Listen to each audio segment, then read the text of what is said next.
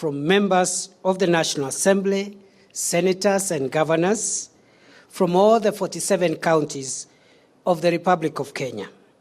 So far, I have completed physical consultative meetings here at Harambee House with members of the National Assembly, senators and governors from 25 counties, namely Tana River, Lamu, Taita Taveta, Garissa, Wajir, Mandera, Isiolo, Meru, Tharaka Nithi, Embu, Kitui, Machakos, Makwiny, Kirinyaga, Turkana, West Pokot, Samburu, Elgeyo Marakwet, Baringo, Laikipia, Kajiado, Vihiga, Kisumu, Kisii, and Nyamira.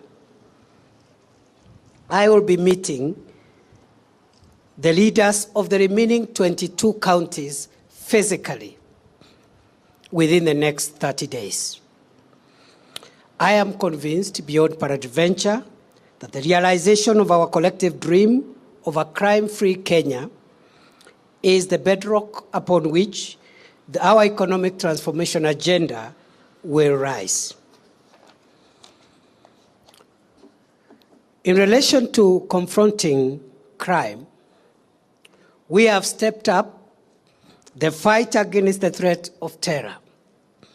We have disrupted many terror plots at source, neutralized and/or arrested dozens of suspected terrorists, and destroyed a huge cache of weapons and explosives that could have badly harmed our people if these criminals were not intercepted. The current crackdown on Al-Shabaab terror cells in Somalia, which is spearheaded by the local community there,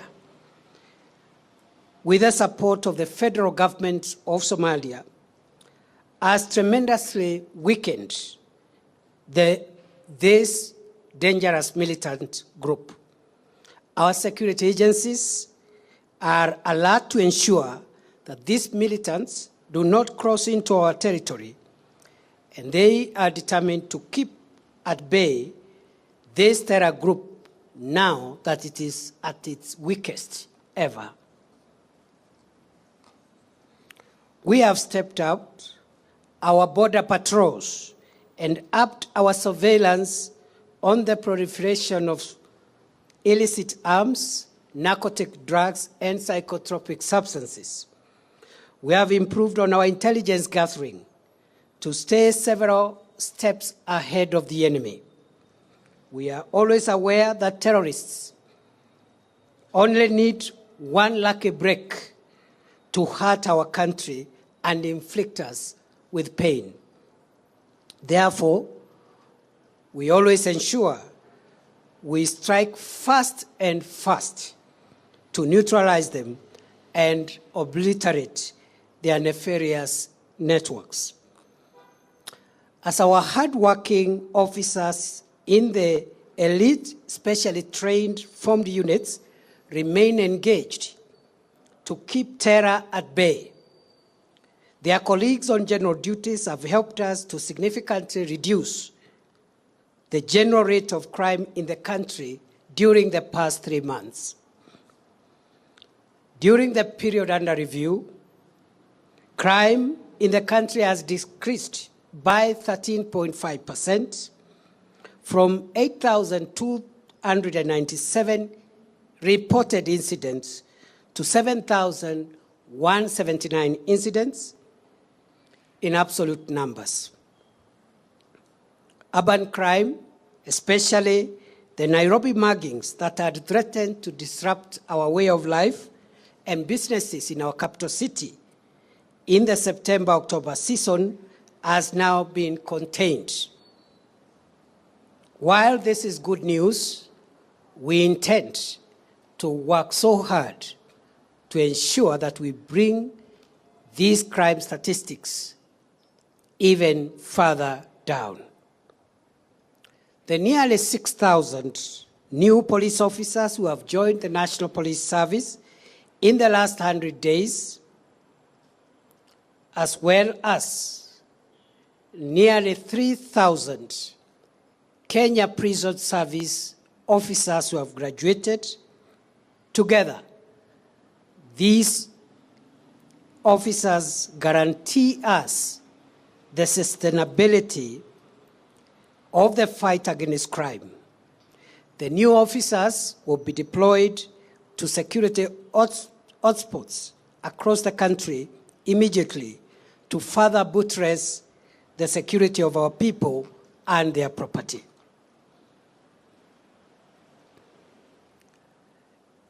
In relation to banditry and livestock rustling,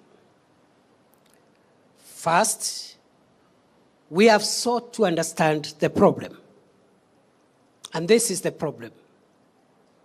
For years, our fellow citizens in the Kenya of the North have lived in mortal fear and dread of bandit attacks.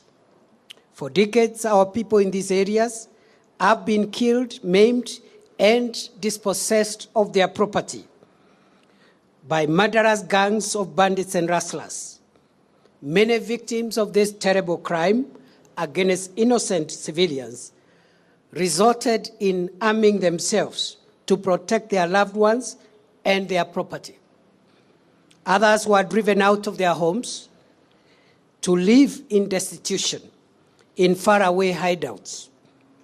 Nothing, fellow Kenyans, is more dehumanizing than dispossessing a human being and dislodging them from their home. In the past 100 days, I have deeply sought to understand the anatomy, pulse, and lifeline of this decades-old atrocity of banditry and rustling, which over time has metamorphosed into an elaborate criminal enterprise. I have come face to face with the unthinkable ruin left behind by cattle rustlers, the orphans, and the widows who have been consigned to utter destitution by these felonry anarchists. Banditry and livestock rustling have occasioned untold socioeconomic decay that has in turn worsened and deepened the marginalization of affected communities, as evidenced by the closure of schools, abandoned market centers, and deserted health facilities. Many individuals in the affected areas had long given up on the government. Thankfully, we are now slowly building and rebuilding public trust in the government and the security agencies who continue to keep crucial public spaces safe and secure from bandits, livestock rustlers, and hordes of other degenerates. There is some good news. And what is the good news? In the past 3 months, 60% of all livestock stolen across the 10 most affected counties, namely West Pokot, Laikipia, Meru, Turkana, Garissa, Samburu, Marsabit, Kitui, Elgeyo Marakwet, and Tana River, have been recovered. The only challenge is that they have been recovered in bits and pieces, because what these criminal gangs do is immediately they strike and steal the livestock. They divide it into small numbers and disappear in different directions. And that is why it is seldom that our security forces will be able to recover the stolen herd all at once. But I am glad to report that unlike in the past when recovery of stolen animals was minimal, we have been able to recover in bits and pieces approximately 60% of the stolen animals from the 10 most affected counties.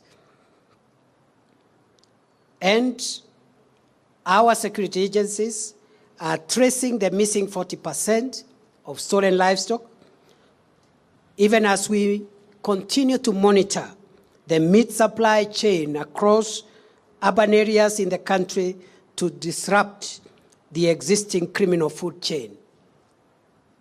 We have rolled out robust strategies to disrupt the proliferation of small arms through strategic and evidence-led disarmament.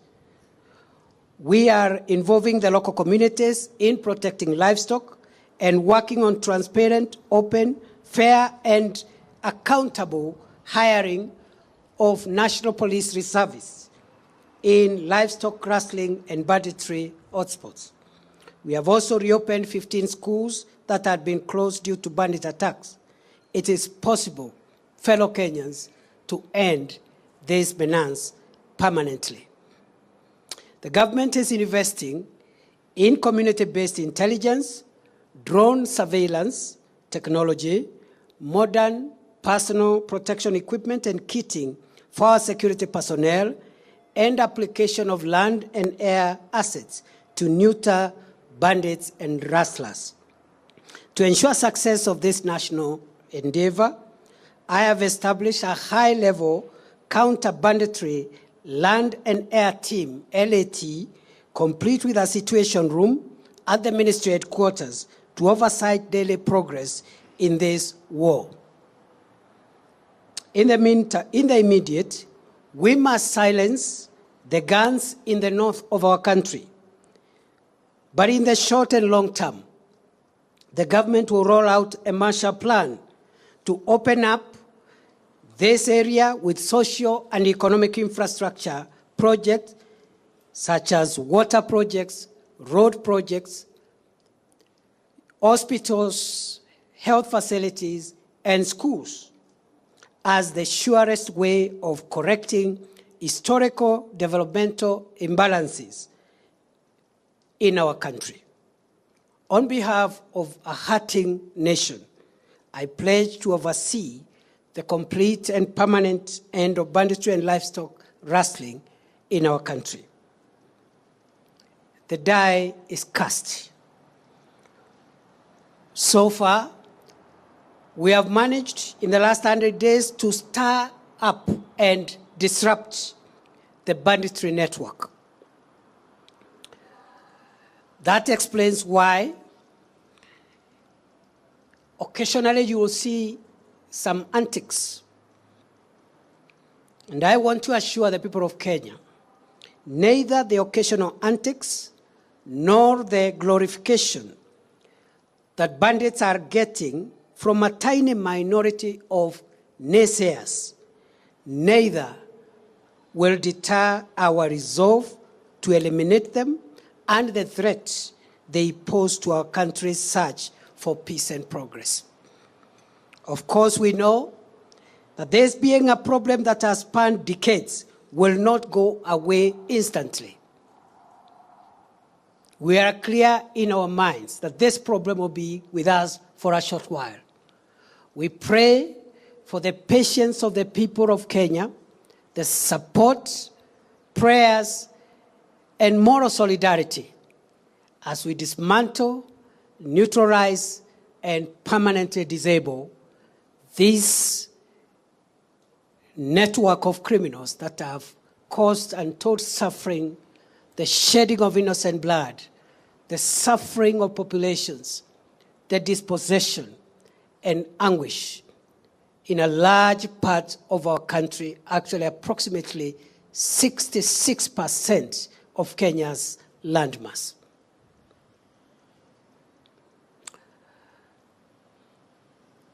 Our resolve as a nation to eradicate this primitive and barbaric crime must remain consistent and focused and resolute. I take cue from President William RUTO that his administration will eradicate banditry and livestock rustling as a matter of course. And once more, I plead for the patience, patriotism, and the solidarity of the Kenyan people and all stakeholders as we wage a very consistent battle against bandits. And we want to make banditry and rustling part of our Kenyan history. And we want our children in the future to be reading how it was in the past. It is possible, we will do it, and I am going to lead from the front. Why am I convinced that we shall win this war in the long term? It is because, as the minister responsible, I have the support and guidance of the head of state and the commander-in-chief.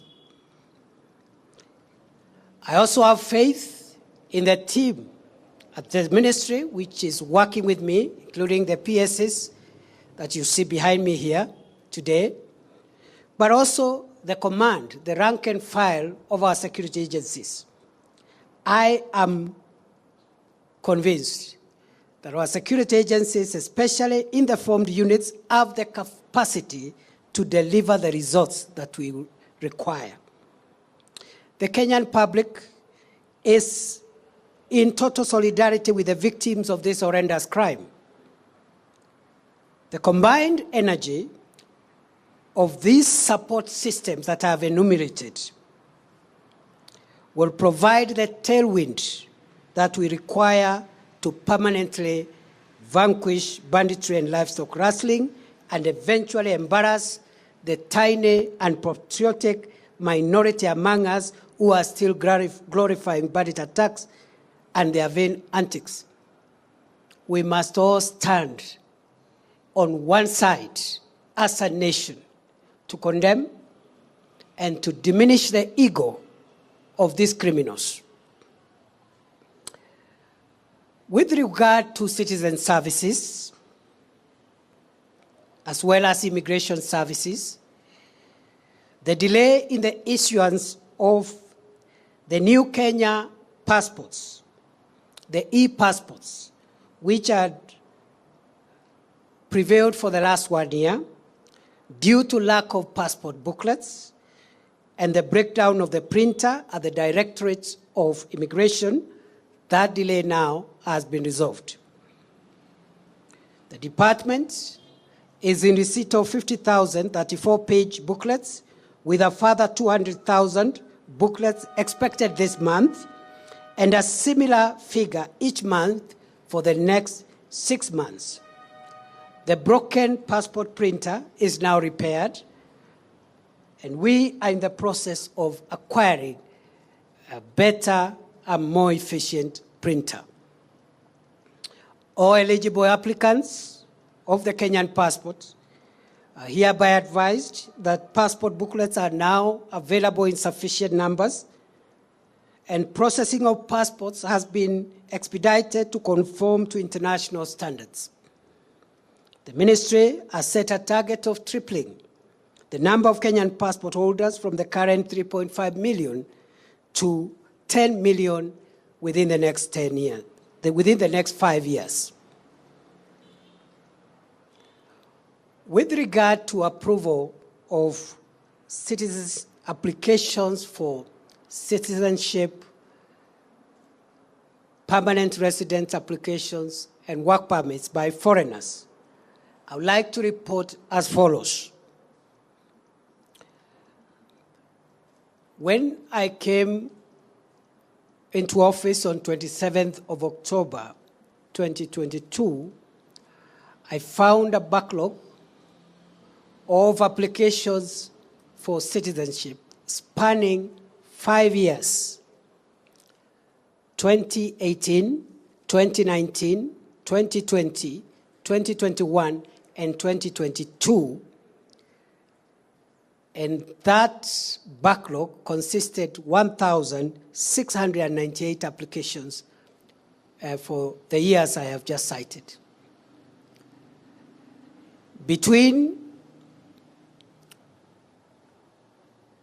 the time I came to office and the 27th of January, Another 421 applications had already been processed, gone through the various institutional vettings and recommendations of the various bodies and committees pursuant to the dictates of our Constitution and the Citizen and Immigration Act. I am happy to report as follows. By 27th of January 2023, I have cleared and made a determination on all the 1,698 applications for citizenship which had been pending for the period 2018 to 2022, and I have also made a determination and cleared all the 421 applications that had been processed and were only waiting for the signature of the minister by the 27th of January 2023. Therefore, any person who has been waiting to become a citizen of Kenya and had met the legal requirement and had gone through all the procedural issues, I am happy to ask them to contact the State Department of Immigration and Citizen Services, particularly the Directorate of Immigrations, to pick their certificates and documents for citizenship, for permanent residence, and work permits. Over and above what I have said, I would like to say also, some of these applications, although made 5, 4, 3 years ago, involve people who have stayed in our country for many years. And when I was clearing the backlog, I stumbled on an applicant who I happened perchance to know. A person from Pakistan called Tamina Kadabai, who has been in Kenya continuously since 1971, has lived in Kenya, and in fact was my high school teacher at Lenana School for 4 years. She's never left the country. She's never been charged with a crime. There is no adverse report against her. She's now approaching 90. And she has been waiting for a determination on her residency status because of her failing health and advanced age. And you know, when we give these statistics, fellow Kenyans, we are talking about real people. We are talking about real people who, some of them have been waiting in agony. And I've just given that example. And I know there are many more deserving cases who have waited for years for no apparent reason. I have also approved 815 applications for citizenship for spouses and dependents of Kenyan citizens. In accordance with our law, there is a procedure in which a spouse or a child, a dependent child of a Kenyan citizen can acquire citizenship, again spanning 5 years. All of them now are cleared. All those spouses and children of Kenyan citizens who have been waiting for this service, that service has been rendered fully and completely. I have also signed 808 applications from Kenyans who had sought to regain the citizenship of Kenya because, as you're aware, under the old constitution, a Kenyan could not be a national of another country. Dual citizenship was not permitted. But after the constitution came into effect in 2010, it was made possible for someone who had lost Kenyan citizenship by denouncing the Kenyan citizenship and taking up the citizenship of another country under the old constitution. They have an opportunity under the current constitution to apply for regaining Kenyan citizenship. And again, these are Kenyans. These are people of Kenya. They are just saying, because the law never permitted before, now that the law permits, we would want to enjoy the citizenship of where we live, but also regain the citizenship of our country of birth. All 808 applications have also been determined and processed. And I want to ask them, their relatives, to go and pick their citizenship certificates and enjoy the liberties of the new constitution for dual citizenship.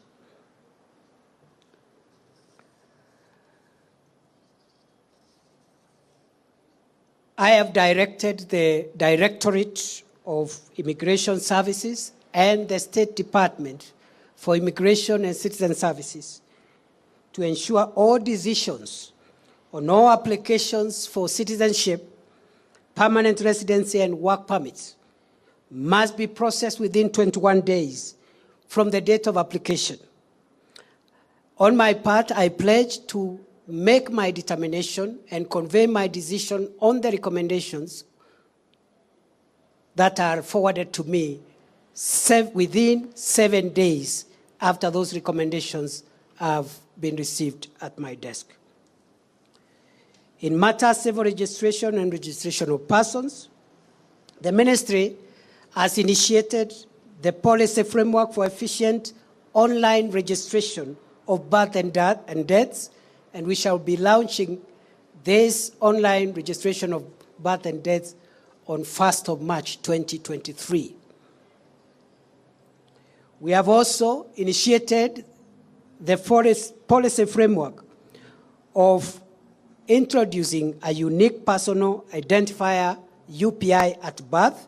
And again, we are looking for a suitable date within April, May to launch this unique personal identifier, UPI, at birth for all newborns born in the territory of Kenya.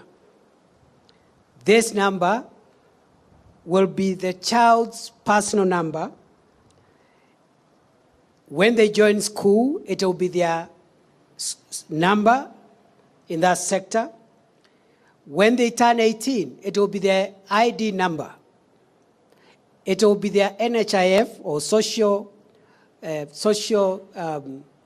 it will be the NHIF, that is the insurance number, and social security number. It will be their number. And when they leave this world, it will be their death certificate number. And that UPI will only expire at the expiry at death by the holder of that number. In the period between now, when we are launching the UPI, and 18 years from today, when the UPI starts becoming the ID, we have again initiated the policy framework to transit our country to a third generation smart ID, which will involve digital identity. In a nutshell, in conclusion, ladies and gentlemen, these are what we consider in the Ministry of Interior and National Administration as our 10 achievements in 100 days.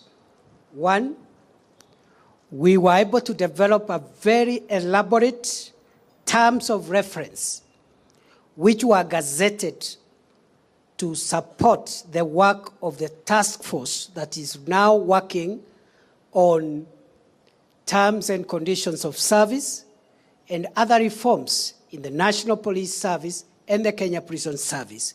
The terms of reference, elaborately drafted, conceived to make sure that we don't leave any room of the reforms that we require in the National Police Service and the Kenya Prison Service. That task force was gazetted by His Excellency the President on 21st of December 2022. Its work is ongoing.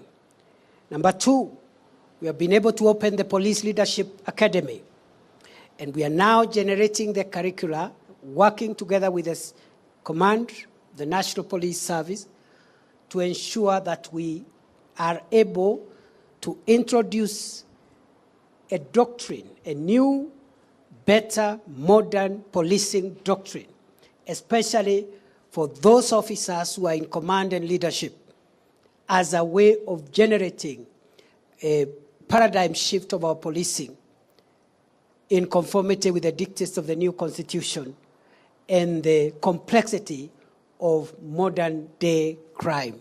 We want the National Police Service and the Kenya Prison Service to be professional services where an officer can join the service and grow up the ranks without having to know someone, without having to corrupt anybody. And what determines their level of responsibility is their ability to be able to carry out their work well and, of course, to achieve the targets which are put by their superiors. So that we don't have an endless an endless or an indeterminate way of promotions and career progression. So the Police Leadership Academy, which sits on 100 acres in Ngong, that academy will be used to inculcate command doctrines for our rejuvenated National Police Service, so that from there we can grow new, more dynamic, younger commanders who are conversant with modern day policing complexities. Number 3, we have managed to accelerate the construction of the National Police Hospital at Mbagathi. Still not complete, but we've made some good progress. The Kenya Prisons Hospital in Ruiru, very good progress, almost complete. And we have completed and equipped the Border Police Hospital in Kanyonyo, Kitui County, which will be opened by His Excellency the President on 24th of February, 2023. Number 4, we have streamlined the issuance of passports procedures and the restoration of our passport supply chain, which had stalled for almost a year. Number 5, we have initiated the process of acquisition and installation of the Advanced Passenger Information System, API, e-gates, and a modern electronic security surveillance at Jomo Kenyatta International Airport to enable JKA to retain the global Category 1 airport status. Number 6, we have initiated the policy framework for the introduction of the online registration of births and deaths. As I have said, this program will be launched on 1st of March, 2023. Number 7, we have initiated the policy framework for the introduction of a unique personal identifier at birth for all newborns. Number 8, we have initiated the policy framework for introduction of the 3rd generation smart digital ID. Number 9, we have been able to clear a backlog of 5 years, 2018 to 2022, on the determinations of applications for citizenship, permanent residency, work permits, and we have also cleared the 2023 applications. My desk is free and empty. Finally, number 10, we have managed to reduce the overall rate of crime in the country, including sustaining our effort to keep terrorists at bay, stirring up and disrupting the banditry network, which we want to sustain in the coming months,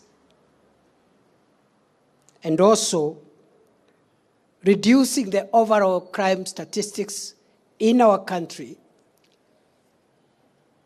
and the containment of the surge in crime in Nairobi, which had threatened to disrupt life and businesses in this city in the August-October peak.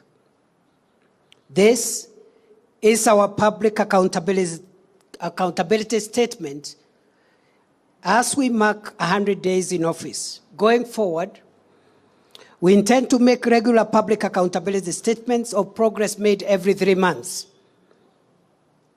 consistent with the Kenya Kwanza administration policy of an open government.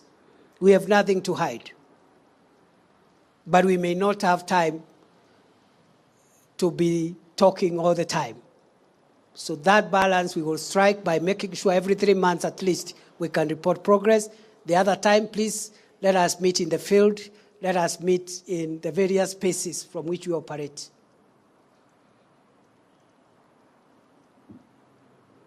With support from Kenyans, I am confident that we shall build a safer, more secure country that every person lives with pride and dignity. A country that can attract local and foreign investment for the realization of the bottom-up transformation agenda, BETA, better, as espoused in the Kenya Kwanza plan. I thank you. God bless Kenya, our country. God bless Kenya, our homeland. Thank you, ladies and gentlemen. I can take not more than 3 questions because I promised last time that I will not be in a lot of hurry, but we've been here for a while. We need to move on to some urgent assignment, but I'll take 3 questions, the first 3. Good afternoon, Waziri. My name is Raila Mohammed from NTV. Please give us a status report of the activities in the Kerio Valley Belt, especially in regards to the schools that you have reopened, the security status, and you had promised that police will guard the students and their teachers. And there's also a process to transport teachers in the Lamu County Belt. Other than just transporting them, how are you securing the schools and the teachers as well? We are doing our best to make sure that the schools that were reopened are never shut again. And the schools that are yet to open because of infrastructural challenges are supported with the infrastructure to reopen immediately. We are also committed to making sure that we don't disrupt education in Lamu. As for the Kerio Valley progress, I'll be spending 3 days there physically starting tomorrow. Just send your reporters. We'll give them updates on what is happening there. But we are thoroughly serious that we must secure our country, and we cannot surrender our country to criminals. Next. Waziri, this is Richard Kagoe from the BBC. Just a question in reference to the situation in northeastern Kenya. So there's been an influx of refugees from neighboring Somalia. Majority of them not necessarily displaced because of the ongoing military offensive, but because of the impacts of the devastating drought experienced in in the Horn of Africa. So we're seeing about 100,000 new arrivals, and most of them have come over the last 8 months. Thousands have been able to settle in the outskirts of the camps. And the government gazetted the reopening of 2 camps, that's Ifo 2 and Cambios in Jarajila. So there's been a plea, especially from the humanitarian sector, in terms of the official registration of the new comers from neighboring Somalia. So we just want to find out when is the registration set to kickstart, and then also for purposes of emphasis is about criminal elements, disguising themselves as vulnerable population coming seeking for humanitarian assistance. How that's going to be done in terms of filtering out such individuals, and an update in terms of the reopening of the Mandera border post. Thank you. The onslaught against Al-Shabaab in Somalia, coupled with a number of other factors, has caused an inflow of asylum seekers from Somalia, about 100,000, as maybe a little less. We are going to start the screening and the status determination procedures in the next 1 month, in accordance with the law of our country and the United Nations Convention on the Status of Refugees of 1951, which Kenya is a state party to, and which is part of the law of Kenya by operation of Article 2.5 of the Constitution. We will start in a month. The issue of the Mandera border is work in progress. As I said, we intend to consider reopening shortly, subject to a number of things which I cannot pronounce in this space. Thank you. Last one. My name is Chemutai going from Citizen TV, and I have one question. You have rightfully stated in your statement that in the meetings you've held with leaders, you've had sessions with political leaders from the counties, different counties, to know the challenges they are going through. And you've stated that you will be going to the Kerio Valley region in the next 3 days. Some of the issues relating to banditry and rustling have been attributed to politicians, and some have actually been fingered as being responsible for some of those atrocities. Maybe as you begin that journey, is it also one area of focus that you will be looking at as you try to sort out the issue? Thank you very much. It is true, our continued engagement with political leaders is because we believe in generating solutions from the grassroots and then implement them from the national platform. But they are not the only ones we are consulting with. They are just part of the stakeholders. They are elected by the people. They have a mandate to represent the people. You cannot ignore them. You have to listen to them. And many of them have wonderful suggestions on how we can deal with the problems at hand. But we are also consulting communities, elders, civil society, and everyone, professionals, anybody who can give us ideas from the local level, ideas generated at the local level but implemented nationally. That is our policy. It is also true that some of the politicians could be implicated in our assessment. In line with the policy directive of this administration, we have completely depoliticized the security sector, and we are not available to discuss, engage, or support partisan politics. You've heard the president himself say that he doesn't want the support of security agencies to do politics, and he has enough supporters and leaders elected on his party who will help him transact his politics. Therefore, if any leader of whatever political formation is implicated in hurting our country, for political reasons or commercial reasons or whatever reasons, I have made it clear in my consultations with them that we will be ruthless with them.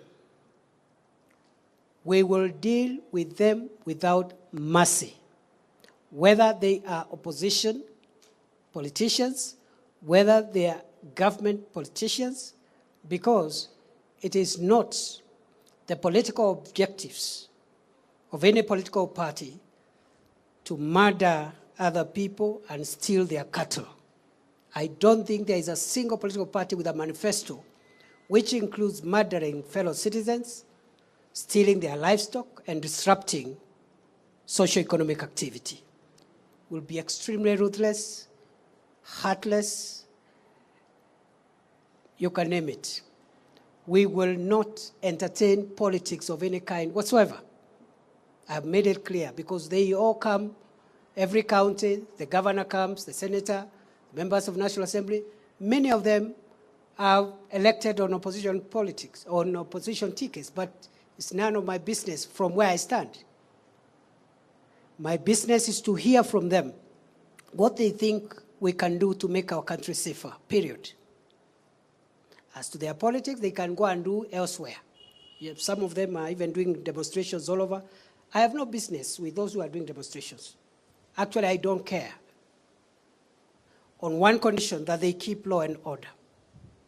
The day they would try to break the law, the day they will try to breach peace, to incite public disorder, that is the day the full weight of the Ministry of Interior will come on them.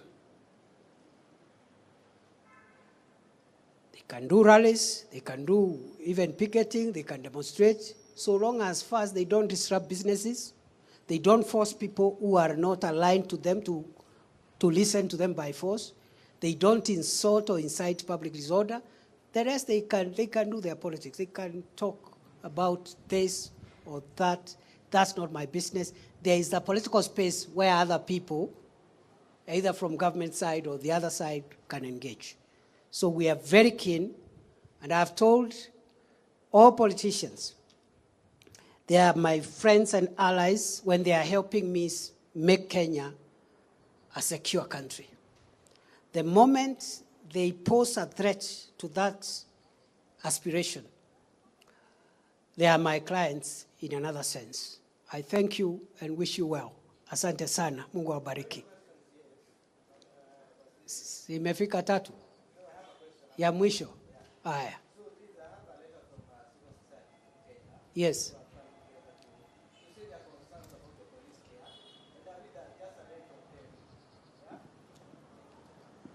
So I have a letter from different civil societies in Kenya who have concern about the police care.